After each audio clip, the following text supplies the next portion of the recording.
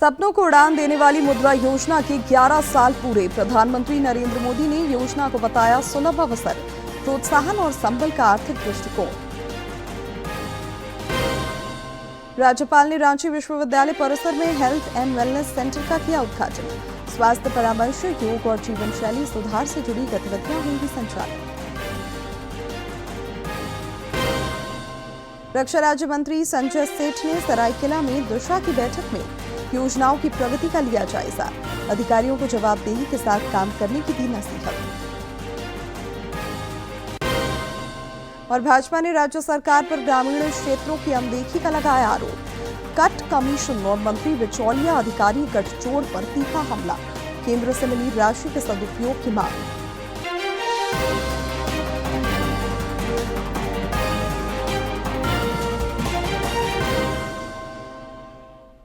नमस्कार, खबरें झारखंड में आपका स्वागत है। मैं हूं शिवानी कुमारी और अब समाचार विस्तार से। प्रधानमंत्री मुद्रा योजना के आज 11 वर्ष पूरे हो गए हैं। यह योजना आज ही के दिन साल 2015 में शुरू की गई थी। प्रधानमंत्री नरेंद्र मोदी ने इस योजना को सुलभ अवसर, प्रोत्साहन और संबल का आर्थिक दृष्टिकोण बताया है। इससे सूक्ष्म उद्योगों और छोटे व्यवसायों की चाह रखने वाले कई लोगों के सपनों को बीते एक दशक में नई उड़ान मिली है। कभी सपने देखने के लिए भी सहारे की जरूरत पड़ती थी। छोटा व्यापार शुरू करना हो या अपने हुनर को पहचान दिलानी हो, सबसे बड़ी रुकावट होती थी पैसों की कमी। लेकिन प्रधानमंत्री नरेंद्र मोदी की अनोखी पहल मुद्रा योजना ने इस रुकावट को दूर कर उद्यमियों के छोटे सपनों को दी है एक बड़ी उड़ान। प्रधानमंत्री मुद्रा योजना एक ऐसी पहल है जिसने बिना गारंटी के लोन देकर हर छोटे उद्यमी को आगे बढ़ने का हौसला दिया। मुद्रा योजना के तहत 5 लाख रुपए का लोन लिया है। इसके बाद से अब मैंने अपनी गारमेंट्स का काम शुरू करा है। मैंने मुद्रा योजना से लोन लिया है और आज मैंने फिर एक अपनी कार्ट खोल ली है। बस यहाँ पे बढ़िया काम चलता है। 6 महीने हो गए कार्ट खोले हुए। आज मैन्युफैक्चरिंग, व्यापार, सेवा और कृषि से जुड़े लाखों छोटे उद्यम इस योजना से नई ताकत पा रहे हैं। और इस बदलाव की सबसे मजबूत तस्वीर है हमारे देश की महिलाएं। मेरा एक दुकान है बाजार में। मैं विभिन्न मार्केट बिक्री करने के लिए जाते हैं। कपड़ 1 लाख लोन लिया है, मुद्रा लोन, और भारत सरकार के धन्यवाद। मैं मेरा बिजनेस करती हूँ जो कि बेकरी उत्पाद बनाने का काम करती है मेरी फर्म। चोको कम ट्रू नाम है मेरी फर्म का। और मैंने इनिशियली बहुत कम रिसोर्सेज के साथ अपने घर से ही इस बिज़नेस की शुरुआत की थी। हम एक तरीके से आज हम रिटेलर्स नहीं रहे, बल्कि हम आज बल्क ऑर्डर्स भी लेते हैं, होलसेलर्स भी बन चुके हैं और शादियों में भी कैटरिंग करते हैं। मुद्रा योजना ने महिलाओं को सिर्फ आर्थिक सहारा नहीं दिया, बल्कि आत्मविश्वास और सम्मान भी दिया है। आज आवेदन की प्रक्रिया भी आसान हो गई है। जन समर्थ पोर्टल जैसे प्लेटफॉर्म लोन तक पहुंच को और सरल बना रहे हैं, क्योंकि जब हर हाथ को मिलता है मौका, तभी विकसित भारत के निर्माण का संकल्प होता है पूरा। नेता प्रतिपक्ष बाबूलाल मरांडी ने मुद्रा योजना के सफल 11 वर्ष पूरे होने पर कहा है कि यह योजना न केवल आर्थिक आत्मनिर्भरता को बढ़ावा देती है, बल्कि लाखों लोगों को अपने सपनों को साकार करने का अवसर भी देती है। पिछले 11 वर्षों में इस महत्वाकांक्षी योजना के तहत 40 लाख करोड़ से अधिक के 58 करोड़ ऋण वितरित किए जा चुके हैं, जिससे करीब 12 करोड़ युवाओं को सीधा लाभ मिला है और वे आत्मनिर्भर भारत के निर्माण में सक्रिय भागीदारी निभा रहे हैं। पश्चिम एशिया में शांति की उम्मीद बढ़ गई है। अमेरिका के राष्ट्रपति डोनाल्ड ट्रंप ने होर्मुज़ जल डमरू मध्य खोलने की शर्त पर ईरान के साथ 2 सप्ताह के अस्थायी युद्ध विराम की घोषणा की है। अमेरिका और ईरान के बीच आखिरकार सीज फायर हो ही गया। दोनों देश 2 हफ्ते के सीज फायर के लिए सहमत भी हो गए हैं। अमेरिकी राष्ट्रपति डोनाल्ड ट्रंप ने ट्रुथ सोशल पर पोस्ट करते हुए सीज फायर का ऐलान किया है। अमेरिकी राष्ट्रपति ने बताया कि ये दोनों तरफ से लागू होने वाला सीज फायर होगा, यानी इस दौरान ना अमेरिका हमला करेगा और ना ही ईरान कोई आक्रामक कदम उठाएगा। ट्रंप ने यह भी दावा किया है कि सैन्य लक्ष्य पहले ही हासिल किए जा चुके हैं और तेहरान के साथ बातचीत निर्णायक मोड़ के करीब है। उन्होंने ये भी कहा है कि अमेरिका को ईरान की ओर से 10 बिंदुओं का प्रस्ताव मिला है, जिसे उन्होंने बातचीत के लिए एक व्यावहारिक आधार बताया। अमेरिकी राष्ट्रपति डोनाल्ड ट्रंप ने कहा कि 2 हफ्तों का यह युद्ध विराम दोनों पक्षों को समझौते को अंतिम रूप देने का मौका देगा और संकेत दिया कि लंबे समय से चल रहा यह संघर्ष अब समाधान के करीब हो सकता है। वहीं ट्रंप के ऐलान के बाद ईरान ने भी एलपीजी अब्बास अराक्ची ने 2 सप्ताह के लिए स्ट्रेट ऑफ हॉर्मुज खोलने का भी ऐलान किया है। ईरान के विदेश मंत्री ने कहा कि 2 हफ्तों की अवधि के लिए हॉर्मुज स्ट्रेट से सुरक्षित आवाजाही संभव होगी। हालांकि ईरान ने एक शर्त भी रखी और शर्त यह कि जहाजों की निगरानी ईरानी सेना करेगी। अराक्ची ने यह भी कहा कि अगर ईरान पर हमले बंद होते हैं तो उसकी सेना भी अपनी रक्षात्मक कार्रवाई रोक देगी।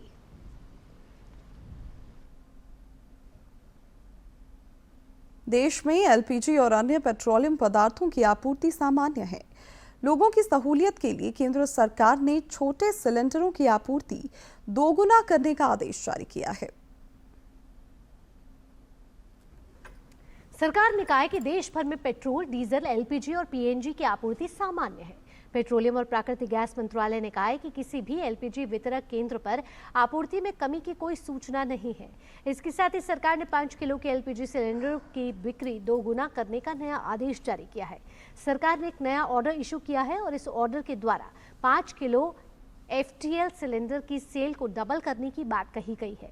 आंकड़ों के अनुसार 23 मार्च से लगभग 7,80,000 से ज्यादा 5 किलो के सिलेंडर्स की सेल हो चुकी है।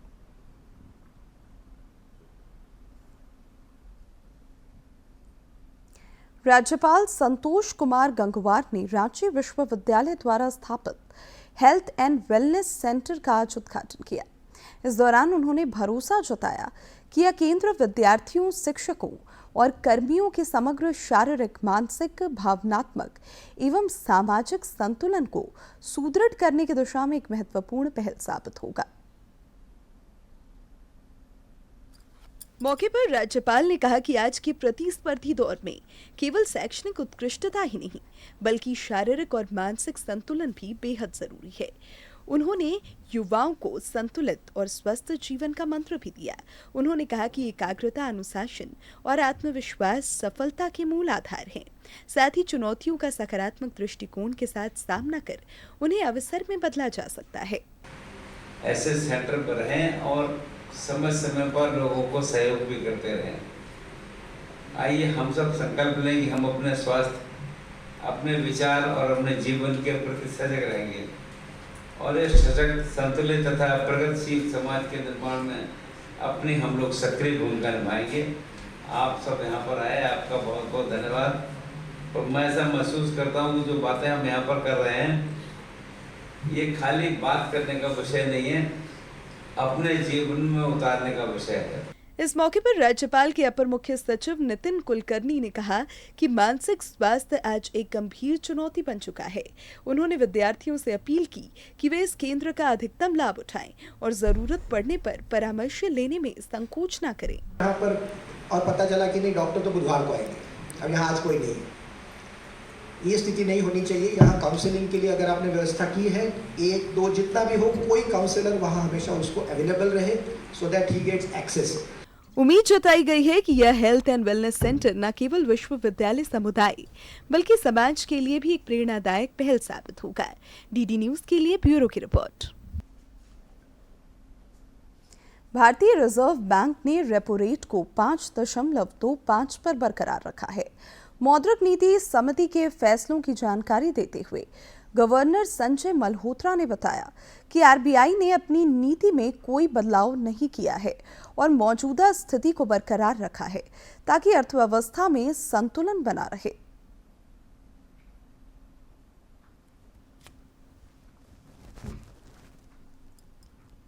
भारतीय रिजर्व बैंक ने नए वित्त वर्ष की पहली मौद्रिक नीति में रेपो रेट में कोई बदलाव नहीं किया है। आरबीआई गवर्नर संजय मल्होत्रा ने कहा है कि समिति ने सर्वसम्मति से रेपो रेट को 5.25% पर बरकरार रखा है।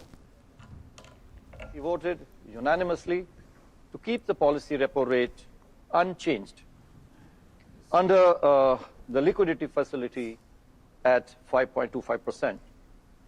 Consequently, the STF rate remains at 5% and the MSF rate and the bank rate at 5.5%. The MPC also decided to continue with the neutral stance. GDP growth for this year is projected at 6.9%, with Q1 at 6.8, Q2 at 6.7, Q3 at 7, and Q4 at 7.2%. रक्षा राज्य मंत्री संजय सेठ की अध्यक्षता में सरायकेला में आज जो दिशा की बैठक हुई, इस दौरान विकास और कल्याण से जुड़ी योजनाओं की प्रगति की समीक्षा हुई। श्री सेठ ने गर्मी के दौरान बेहतर पेयजल आपूर्ति पर जोर दिया। उन्होंने सभी योजनाओं के प्रभावी क्रियान्वयन के लिए अधिकारियों को जवाबदेही के साथ काम करने की नसीहत दी। बैठक में सांसद जोबा मांझी, कालीचरण मुंडा, विधायक दशरथ गागराई, सविता महतो, जिला परिषद अध्यक्ष सोनाराम बोत्रा और प्रशासनिक तथा पुलिस अधिकारी मौजूद रहे।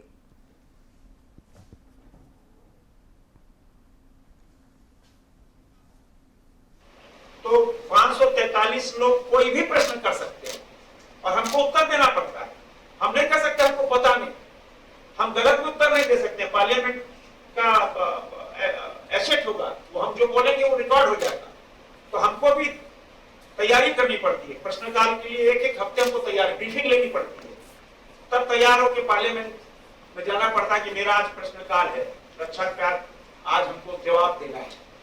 तो इसी तरह आप अधिकारी भी तैयार होके जनप्रतिनिधि क्या प्रश्न करेंगे।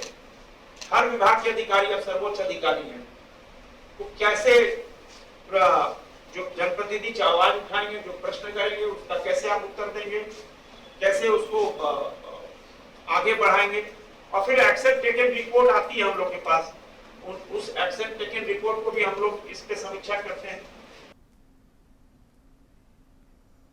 महिला और बाल विकास मंत्रालय कल से देश भर में पोषण पखवाड़ा के 8वें संस्करण का आयोजन करेगा।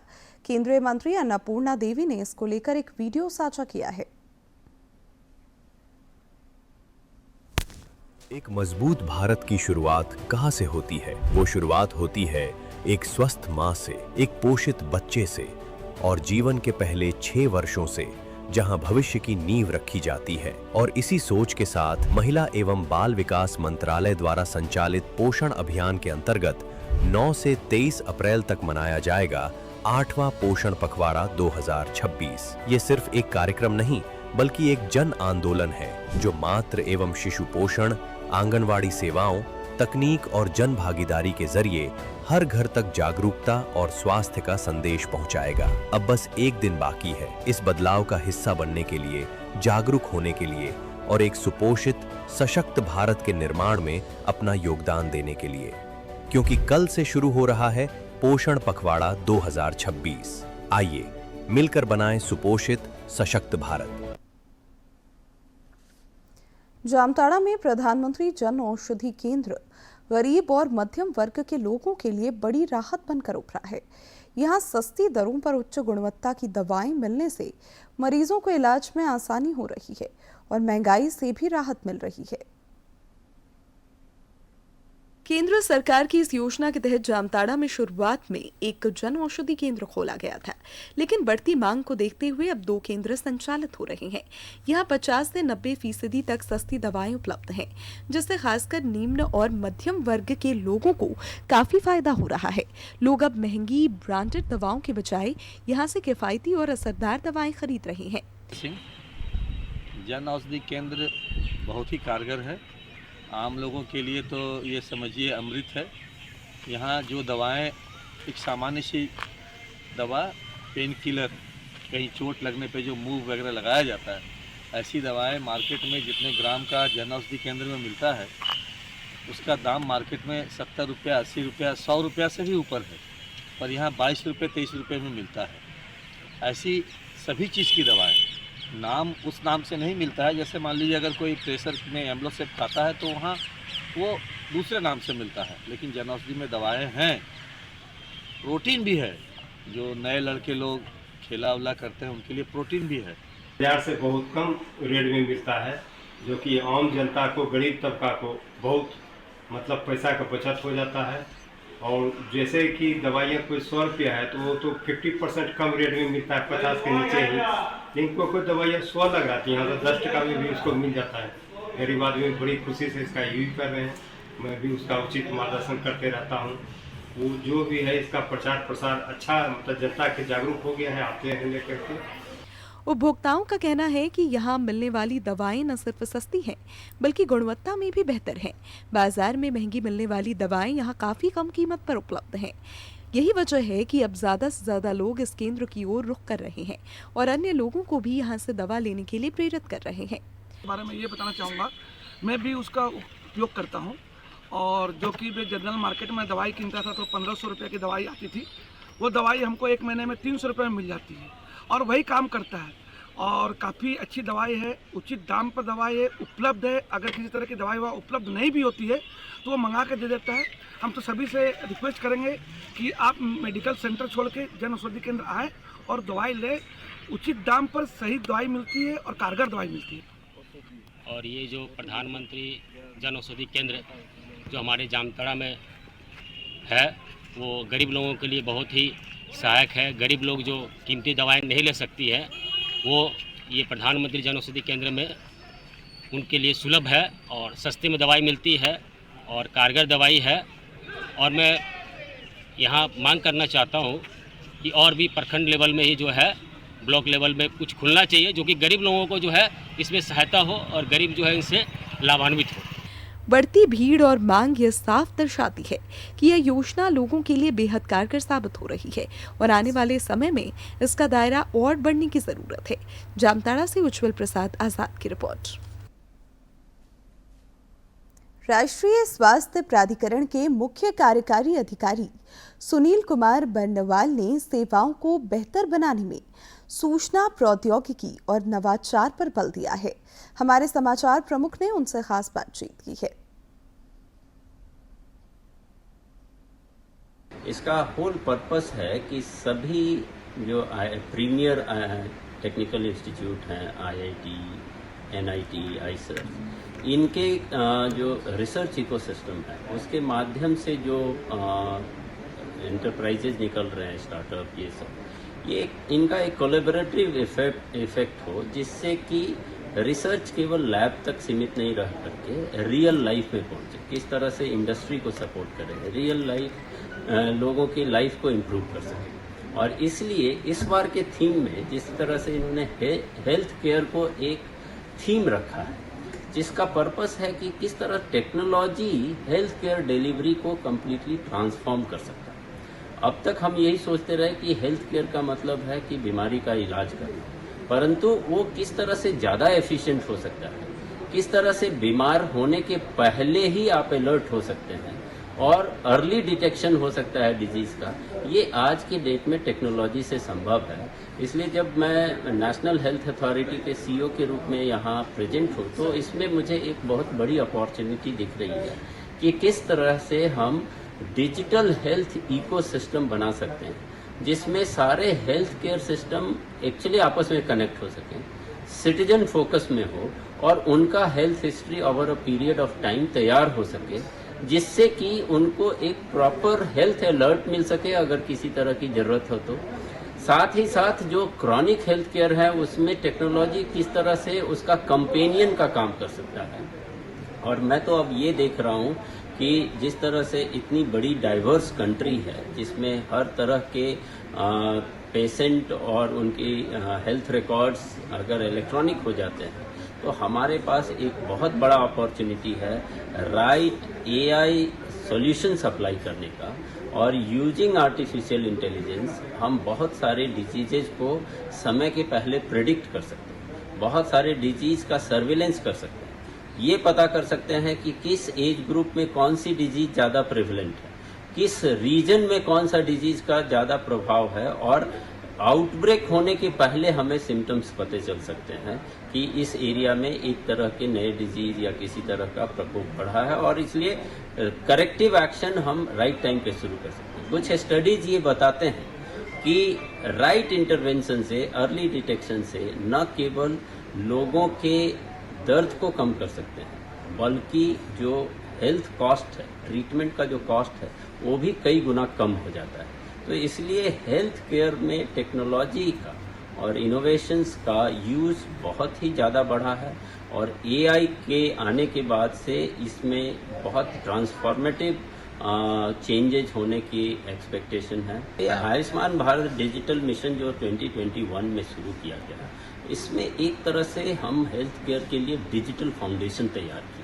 हमने रजिस्ट्रीज बनाई है, जो पेशेंट की रजिस्ट्री है, जिसको हम आभा आईडी कहते हैं। हर एक सिटीजन को एक एक आभा आईडी दिया जा रहा है, और अब तक करीब 87 करोड़ सिटीजन्स को आभा आईडी दिया जा चुका है। दूसरी, हमने हेल्थ फैसिलिटीज़ की रजिस्ट्री बनाई है, जो कि hospital, pharmacy, laboratories, blood bank, इनकी रजिस्ट्री है, जो कि उनकी unique and verifiable identity establish करती है। और इसी तरह हेल्थ प्रोफेशनल रजिस्ट्री है, जो कि doctor, nurses, allied health professionals, इनकी रजिस्ट्री है।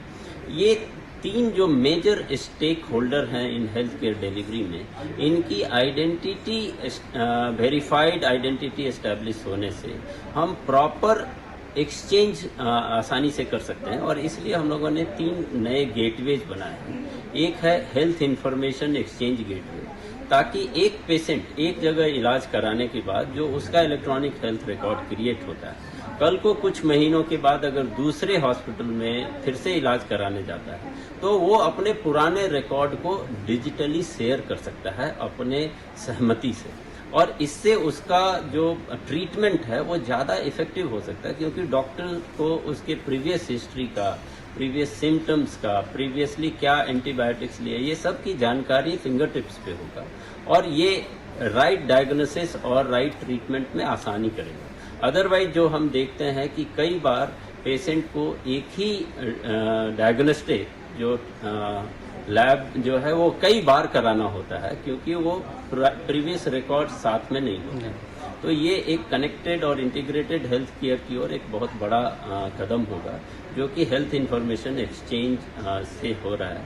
उसी तरह जिस प्रकार हम लोग देश में यूपीआई की क्रांति आई, यूनिफाइड पेमेंट इंटरफेस की, जहां हर व्यक्ति सेकेंड्स में पैसे ट्रांसफर कर पाता है, उसी तरह एक शुरुआत की जा रही यूनिफाइड हेल्थ इंटरफेस की, ताकि कोई भी व्यक्ति कहीं से भी राइट डॉक्टर का, राइट स्पेशलिटीज का अपॉइंटमेंट उसको डिस्कवर कर सकता है। और थर्ड जो बहुत इम्पोर्टेंट है वो नेशनल हेल्थ क्लेम एक्सचेंज है, ताकि जितने भी इंश्योरेंस क्लेम्स आज के डेट में इंडिविजुअल कराते हैं, चाहे पब्लिक या प्राइवेट इंश्योरेंस कंपनीज के माध्यम से, उनके क्लेम सेटलमेंट ट्रांसपेरेंट तरीके से हो, ताकि एक तरह से क्लेम प्रोसेसिंग ट्रांसपेरेंट होने से न केवल इंश्योरेंस क्लेम एफिशिएंट होगा, बल्कि हॉस्पिटल और इंश्योरेंस कंपनी के बीच में ट्रस्ट भी बढ़ेगा, और इन फ्यूचर जो इंडिविजुअल है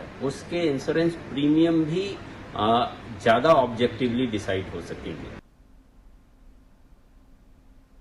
भाजपा ने राज्य सरकार पर ग्रामीण क्षेत्रों की अनदेखी का आरोप लगाया है। पार्टी के प्रदेश उपाध्यक्ष भानु प्रताप शाही ने आज प्रेस कॉन्फ्रेंस कर बताया कि राज्य को पंचायती राज व्यवस्था को सुदृढ़ करने के लिए केंद्र से 2,254 करोड़ रुपए की सहायता राशि मिली है। श्री शाही ने आशंका जताई कि कट कमीशन और मंत्री बिचौलिया तथा अधिकारी गठजोड़ इस राशि का बंदरबाट कर सकते हैं। उन्होंने आरोप लगाया कि केंद्र प्रायोजित योजनाओं के क्रियान्वयन में राज्य सरकार कोताही बरत रही है। जल जीवन मिशन में मात्र 55% उपलब्धि हासिल हो सकी है।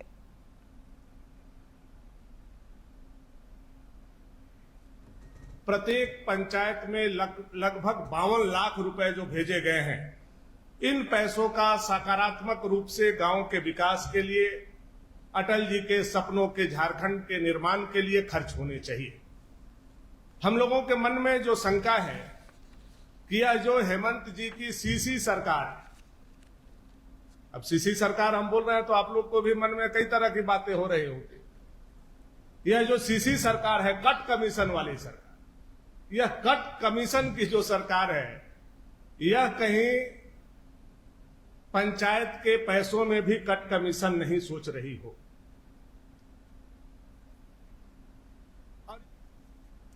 नासा के आर्टेमिस 2 मिशन में ओरियन स्पेसक्राफ्ट पहली बार गहरे अंतरिक्ष में पहुंच गया है। इससे पहले इस दूरी तक केवल अपोलो मिशन ही पहुंचे थे। फिलहाल अंतरिक्ष यात्री चंद्रमा की परिक्रमा कर रहे हैं और उसके उस हिस्से का अवलोकन कर रहे हैं जो पृथ्वी से कभी दिखाई नहीं देता। इन 4 तस्वीरों में पहली तस्वीर आप देखते हैं कि चांद की जो अनदेखी तस्वीर है, जिसमें बड़े गड्ढे दिखाए गए हैं कि चांद पे किस तरीके से बड़े बड़े गड्ढे हैं। जो हम कहते हैं ना कि चांद पर दाग है, कुछ ऐसी ही झलक पहली तस्वीर में भी आप देख पा रहे हैं। दूसरी तस्वीर में आप देख रहे हैं जो हमारी गैलेक्सी है, तारों से भरी हुई हमारी आकाश गंगा, जिसको हम पृथ्वी से हर रोज देखते हैं, लेकिन आखिर वो चांद से कैसी दिखती है, वो दूसरी तस्वीर में आप देख रहे हैं। तीसरी तस्वीर सूर्य ग्रहण की आखिर अंतरिक्ष से ये सूर्य ग्रहण कैसा दिखता है। और चौथी तस्वीर में आप देख रहे हैं कि अर्थ सेट का जो अद्भुत नजारा नासा की तरफ से साझा किया गया है। ये तस्वीरें अपने आप में बेहद खूबसूरत है क्योंकि ये हाई रिजोल्यूशन कैमरे से ये खींची गई हैं और पूरी दुनिया तक पहुंचाई गई हैं। तो नासा की तरफ से ये तस्वीरें साझा की गई जिसने चांद की खूबसूरती को और बढ़ा दिया है। और इसके साथ ही अंतरिक्ष से ये तस्वीरें साझा की गई है जहां से चांद के पीछे से धरती कैसी दिखती है वो भी इन तस्वीरों में दिखाया गया है। ये यान है जो चांद पर पहुंचा और इसके साथ ही आपको बता दें कि 54 साल बाद नासा ने ये इतिहास रचा है क्योंकि इससे पहले अपोलो 13 उसका भी रिकॉर्ड तोड़ा गया नासा के द्वारा। और इसके साथ ही चांद की जो डार्क साइड यानी कि जहां पर कोई नहीं पहुंचा है, जहां की तस्वीर किसी ने नहीं देखी, वो तस्वीर भी इस दौरान दिखाई गई है। तारों से भरी हुई गैलेक्सी की मनमोहक झलक जैसा हमने आपको दिखाया भी। और अभी तक अगर हम देखें तो चांद का ये खूबसूरत नजारा सिर्फ रोबोटिक यानों ने ही देखा था, लेकिन अब हम सभी ने भी इस नजारे को बेहद ही पास से और करीब से देखा। इसके साथ ही क्रिस्टीना कोच ने भी इस अनुभव को साझा करते हुए इस अनुभव को बेहद ही शानदार बताया है। राष्ट्रगीत वंदे मातरम के रचयिता, प्रख्यात उपन्यासकार एवं महान कवि बंकिम चंद्र चट्टोपाध्याय की आज पुण्यतिथि मनाई जा रही है। कई राजनेताओं ने उन्हें इस उपलक्ष्य में नमन किया है। उन्होंने कहा कि बंकिम चंद्र का साहित्य और देशभक्ति से ओतप्रोत विचार आज भी राष्ट्र प्रेम की भावना को जागृत करता है। और अब बात मौसम की। रांची और आसपास के क्षेत्रों में आज दोपहर के समय हल्की बारिश हुई। मौसम विज्ञान केंद्र ने बताया है कि कल भी कई इलाकों में हल्की बारिश के आसार हैं। आज कुछ जिलों में ओलावृष्टि, आंधी और वज्रपात की भी आशंका है। इसको लेकर अलर्ट जारी किया गया है। कल भी कुछ इलाकों में तेज हवाओं के चलने और वज्रपात की संभावना है। 3 दिन के बाद तापमान में करीब 3 डिग्री सेल्सियस तक की वृद्धि हो सकती है। पिछले 24 घंटे के दौरान गोड्डा में 37.9 डिग्री सेल्सियस रिकॉर्ड किया गया, जो राज्य में सर्वाधिक तापमान रहा। राजधानी रांची में इन दिनों सब जूनियर राष्ट्रीय महिला हॉकी चैंपियनशिप का आयोजन हो रहा है। कल जहां क्वार्टर फाइनल मुकाबले खेले जाएंगे, वहीं 10 अप्रैल को सेमीफाइनल में फाइनल का टिकट कटाने की भिड़ंत तो होगी। मेजबान झारखंड की टीम भी नॉकआउट चरण में दम दिखाने को तैयार है। इस प्रतियोगिता का खिताबी मुकाबला 12 अप्रैल को खेला जाएगा। कल खेले गए पुल चरण के मुकाबले में झारखंड ने बिहार को 9-0 से हराकर क्वार्टर फाइनल में जगह बनाई। और अब अंत में मुख्य समाचार एक बार फिर।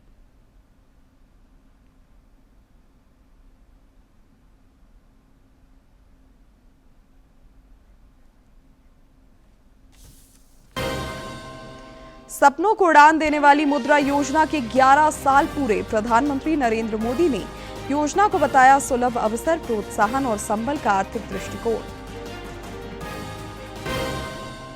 राज्यपाल ने रांची विश्वविद्यालय परिसर में हेल्थ एंड वेलनेस सेंटर का किया उद्घाटन। स्वास्थ्य परामर्श, योग और जीवन शैली सुधार से जुड़ी गतिविधियां होंगी संचालित। रक्षा राज्य मंत्री संजय सेठ ने सरायकेला में दिशा की बैठक में योजनाओं की प्रगति का लिया जायजा। अधिकारियों को जवाबदेही के साथ काम करने की दी हिदायत। और भाजपा ने राज्य सरकार पर ग्रामीण क्षेत्रों की अनदेखी का लगाया आरोप। कट कमीशन और मंत्री बिचौलिया अधिकारी गठजोड़ पर तीखा हमला। केंद्र से मिली राशि के सदुपयोग की मांग।